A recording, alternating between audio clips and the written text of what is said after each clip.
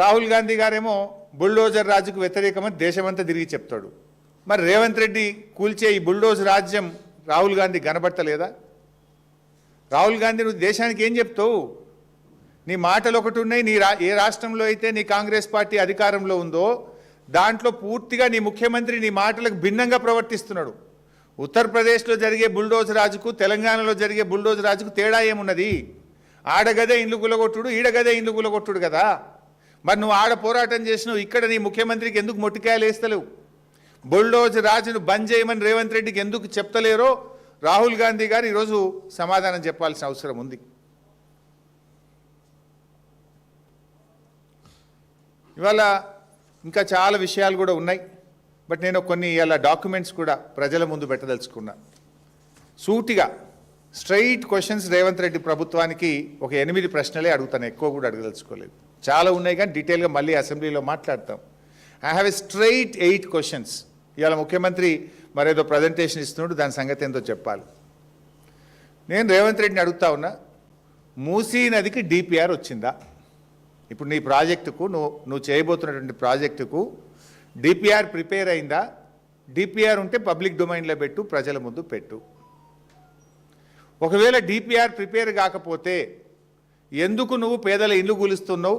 ఎందుకు ఆ పేద మధ్యతరగతి ప్రజలకు నోటీసులు ఇచ్చి నిద్రలేని రాత్రులు ఎందుకు గడిపేలా చేస్తున్నావు? నేను అసెంబ్లీ డాక్యుమెంట్ మీ ముందు పెట్టబోతా ఉన్నా. ఇది మొన్న పోయిన అసెంబ్లీ సెషన్లో జనవరి 2026. ఇది this answer is approved by honourable chief minister కింద చూడండి.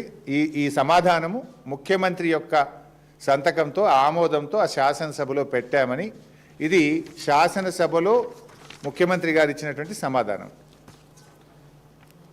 Question number 1363. The details of the progress achieved regarding the Moosi revitalization project. ఇందులో ఆన్సర్ ఏమంటారంటే, the consortium will study, plan, analyze, design, prepare and submit the following DPR in 18 months from Usman Sagar to Gauravelli and Himayat Sagar to Bapu Ghat.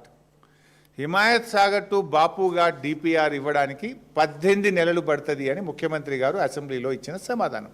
ఎప్పుడు ఇచ్చిన? మొన్న జనవరిలోని. ఇప్పుడు నెల రోజుల కింద, 2 నెలల కింద ప్రభుత్వం ఇచ్చిన సమాధానం ఇది.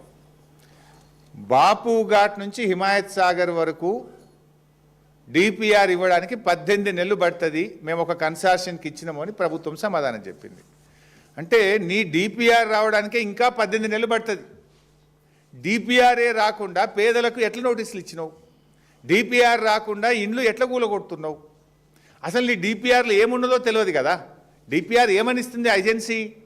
ఎంత బఫర్ ఉండాలి, ఎట్లా గాంధీ స్టాచ్యూ కట్టాలి, ఎంత దూరం ల్యాండ్ ఎక్వైర్ చేయాలి, అవన్నీ బేసిక్ థింగ్స్ ఎక్కడొస్తాయి? డిపిఆర్లో వస్తాయి. There is no DPR at all. DPR రావడానికే 18 నెలలు పడుతుంది అని అసెంబ్లీలో నువ్వే సమాధానం చెప్పినవు.